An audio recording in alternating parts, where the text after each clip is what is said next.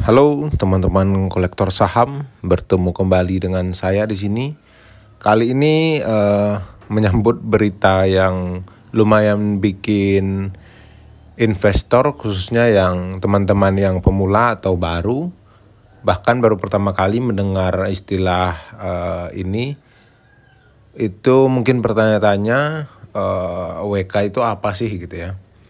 Kenapa mirip reg issue, kenapa nggak reg issue aja gitu ya, yang lebih umum dan lebih sering ditemui mungkin. Kali ini kasusnya atau contohnya ada di saham PEK, lumayan hangat, masih hangat ya. EWK adalah obligasi wajib yang akan dikonversi menjadi saham, dimana kita tahu obligasi adalah surat utang gitu ya. Mekanismenya sama ya, jadi dia itu HMTD, yang cara perusahaan untuk menambah modal dengan melibatkan pemegang saham lama gitu ya. Tapi ini disambut tidak ramah oleh pasar atau investor PEK itu sendiri. Bisa kita lihat di chart bahwa saham PEK itu turun, bahkan ARB ya. Kembali kepada topik, sekilas memang tampak seperti reg issue biasa ya, karena sama-sama berbasis HMETD yang saya sebutkan tadi. Tetapi sebenarnya pada dasarnya ini sangat berbeda secara mekanisme ataupun secara sistemnya gitu ya. Jadi kalau pada reg issue biasa, investor itu langsung menebus saham baru dan otomatis menambah jumlah lembar yang dimiliki.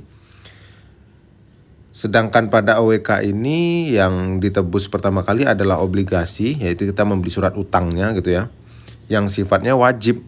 Nah, dan wajib juga dikonversi menjadi saham pada rentang waktu yang sudah ditentukan nanti gitu ya. Jadi jalurnya lebih sedikit panjang atau sedikit lama, karena reg issue jika kita menebus langsung kita mendapat gitu ya. Mulai kalau WK ini mulai dari investor menerima HMETD-nya pertama, lalu kan menebus hak itu dengan membeli obligasi, setelah itu menunggu sampai WK itu terbit, lalu baru otomatis menjadi saham baru, kemudian tercatat di bursa setelah tanggal yang ditentukan gitu ya. Jadi ada rentang waktu yang ditunggu gitu ya. Jadi kalau kita beli obligasi ya, semisal ada ya samalah kayak beli saham IPO gitu ya, karena dia jatuhnya itu listing gitu ya. Obligasi itu listing, diterbitkan gitu. Jadi ada rentang waktu, misal contoh ya, waktu pemesanan tanggal 1 sampai tanggal 10 gitu. Jadi di 10 hari itu kita ketika sudah memesan ya udah kita menunggu. Nah, nanti di tanggal 10 tanggal sekian itu penentuan rentang harga misal gitu ya. Nah, nanti dari tanggal 15 ke tanggal 25 misal baru itu diterbitkan gitu. Jadi ada rentang waktu lebih lama dibanding reg issue gitulah. Bagi investor retail, mekanisme ini sebenarnya relatif familiar ya, cuman dengan penyebutan dan sistem yang sedikit sedikit dibelokkan lah gitu ya. Jadi agak berbeda, namun kita maklum teman-teman yang baru pertama kali mendengar mungkin AWK ataupun yang belum pernah menjalaninya mungkin sedikit bingung. Kita sama-sama belajar ya, coba ya. Jadi HMETD akan masuk ke portofolio ya, dan biasanya bisa diperdagangkan di bursa selama periode tertentu. Artinya investor punya opsi sama seperti di reg issue, apakah mau menebus OWK-nya sesuai hak atau menjualnya dan dijadikan uang ya, karena sudah dijual haknya gitu. Atau membeli tambahan hak lain, yaitu menambah hak menebus OWK-nya dan membeli OWK punya orang lain gitu ya, itu juga bisa. Bedanya kalau direct issue hasil tebusnya langsung berupa saham, tapi kalau OWK ini masih berupa obligasi dahulu gitu ya. Jadi nantinya baru dikonversi jadi saham menurut atau sesuai dengan tanggal yang ditentukan. Jadi selama masa tunggu konversi menjadi saham itu, investor belum memegang dalam bentuk saham ya, walaupun sudah membeli atau menebus atau sudah menyetor dananya. Dari sisi lain, laporan keuangan perusahaan pada saat OWK diterbitkan, dana masuk sudah dicatat sebagai liabilitas atau sebagai hutang ya. Khususnya saat ini itu PEK gitu ya. Setelah tiba waktunya konversi nanti, nilai OWK itu atau liabilitasnya atau status utang tersebut dipindahkan ke ekuitas, sehingga modal di perusahaan tersebut meningkat atau ada tambahan modal disetor gitu ya. Dan efeknya juga jumlah saham yang beredar juga ikut melonjak gitu. Jadi jika dana dari OWK dipakai untuk melunasi utang, ya otomatis rasio utang terhadap ekuitas turun dan struktur modal ikut membaik gitu ya. Paham ya? Jika dipakai untuk belanja modal, aset perusahaan akan bertambah dan kapasitas operasional juga ikut meningkat. Yang itu diharapkan bisa mendorong kinerja keuangan ya. Jadi efeknya bisa memperkuat neraca, sekaligus juga memperbesar daya produksi atau kapasitas usaha ya, jika memang peruntukan untuk itu gitu ya. Lalu resikonya gimana gitu ya? Risiko utama bagi investor yang tidak ikut menebus atau membeli inilah ya gitu. Perusahaan sendiri sudah memperingatkan bahwa ada dilusi ya. Jadi dilusinya bisa mencapai sekitar maksimal 95,5%. Artinya porsi kepemilikan investor yang tidak menebus itu akan menyusut drastis. Bayangkan ya, 95%. Jadi meskipun jumlah lembar saham yang dipegang tidak berubah, tapi dilusi itu terjadi karena perusahaan berencana menerbitkan sampai 35 miliar lembar saham baru dari OWK ini ya. Sementara jumlah saat ini ya saham yang beredar itu sekitar 1,6 miliar lembar.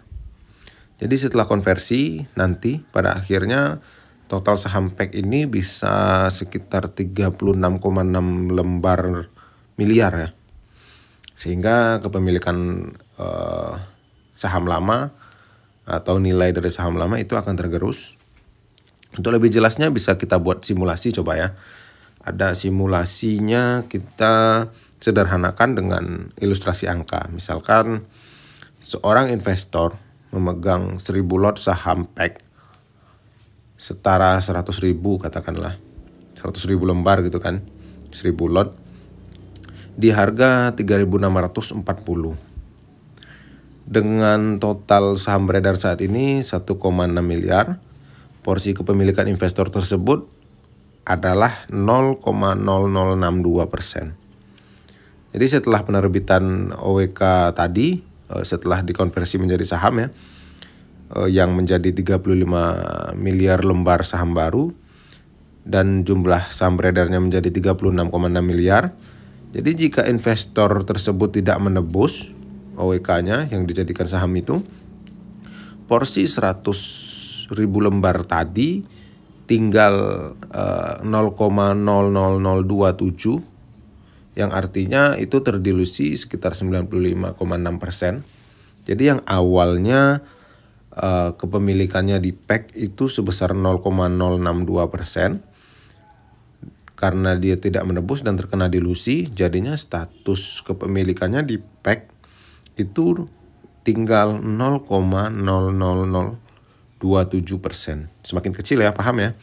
Jadi bukan nominalnya tapi nilainya itu tergerus, itulah dilusi.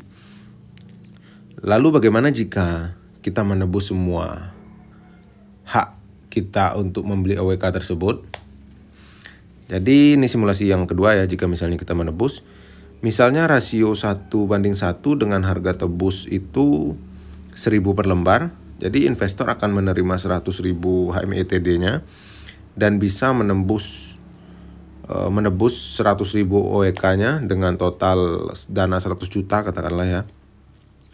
Setelah konversi, OEK itu berubah menjadi 100.000 saham baru. Jadi total kepemilikan investor menjadi 200.000 lembar dengan porsi kepemilikan tetap terjaga sesuai dengan jumlah saham yang beredar terbaru. Ya, dengan jumlah saham terkini. Dan jika tidak menebus sama sekali, ya kepemilikan tetap 100.000 lembar, tapi porsi kepemilikan ya seperti tadi ya, tinggal 0,00027% dari total saham beredar yang terbaru. Lalu ada pertanyaan lagi, bagaimana jika menebus sebagian? Ya misalnya gini ya, misalnya hanya dari 100.000 tadi, kita hanya menebus 50.000-nya, maka investor menambah hanya 50.000 lembar saham baru setelah dikonversi nanti. Jadi total kepemilikan menjadi 150.000 lembar dan ya tetap terkena dilusi ya, walaupun tidak sebesar yang tadi atau tidak full lah kena dilusinya 95% ya. Jadi mungkin ya 45% gitu atau 50%. Dari simulasi yang kita bahas tadi jelas ya perbedaannya bahwa ada dampak bagi investor yang tidak ikut. Keuntungan bagi yang menebus adalah ya bisa menjaga kepemilikan lalu ikut berpartisipasi dalam perbaikan kinerja dan memperbaiki struktur permodalan perusahaan serta berpotensi mendapat apresiasi dari harga saham ya jika naik karena juga jumlah lembarnya bertambah ya. Kerugiannya ya harus menyediakan dana untuk menebus HMETD yang dijadikan sebagai hak kita gitu ya. Dan menanggung resiko ya jika saham yang kita tebus jumlahnya bertambah banyak tapi ternyata harganya tidak naik atau bahkan turun ya, itu resiko ya, kembali dari resiko saham itu sendiri. Yang jelas yang sudah pasti merugi ya, investor yang punya barang di pack tapi tidak menebus ya itu sudah pasti rugi ya menurut saya, karena memang dilusinya sudah pasti didapatkan gitu ya. Berbeda dengan orang yang menebus masih 50-50 gitu ya. Jika dia menebus dan jumlah saham lembar sahamnya meningkat, dan jika nanti naik ya itu akan untung, bahkan untungnya jadi berkali-kali lipat gitu ya. Ya mirip lah kayak REISU, setelah dijadikan saham ya sistemnya sama kayak REISU. Tapi ini hanya beda dari instrumen yang diterbitkan. Kalau REISU ya pemegang saham langsung dapat saham baru, nebus saham baru, beli saham baru dengan harga yang sudah ditentukan ya. Sedangkan pada OEK ini investor menebus obligasi. Ya kalau boleh ya ini legal kok. Ini semuanya baik itu REISU dan OEK ini sama-sama butuh persetujuan dari RUPS luar biasa dan OJK itu sendiri. Jadi sama-sama memberi risiko dilusi bagi yang tidak ikut. Jadi dari kacamata investor retail ya, khususnya seperti kita-kita atau saya, jadi mekanisme ini sebenarnya mirip. Jadi karena haknya bisa diperdagangkan, tapi dampaknya bisa lebih besar karena potensi dilusi jauh lebih ekstrim jika tidak berpartisipasi ya. Karena kita biasanya lihat kalau ada REISU itu yang menerbitkan saham baru biasanya nggak gede-gede banget. Ada dilusi misal sekitar 40% atau 30% gitu ya. Tapi kalau ini hampir 100% gitu ya. Hampir jadi nggak berharga yang kita miliki gitu. Jadi kalau saya sih pribadi nggak ikut, karena saya juga kebetulan nggak punya saham pack, jarang juga trading di pack. Bahkan waktu booming kemarin saya nggak ikut ya. Ya semoga lah ya, ya walaupun simulasinya kita tidak buat gambar ya, karena saya juga kurang pandai gitu membuat slide-slide. Jadi kalau video saya mungkin lebih baik pakai handset saja ya. Jadi bisa sambil ngopi, HP-nya diemin aja gitu. Jadi suaranya aja yang didengar gitu ya. Semoga teman-teman terbantu dengan video ini dan bisa membantu memutuskan bagi yang masih ragu-ragu. Terima kasih untuk teman-teman yang sudah menonton. Sampai bertemu di video selanjutnya.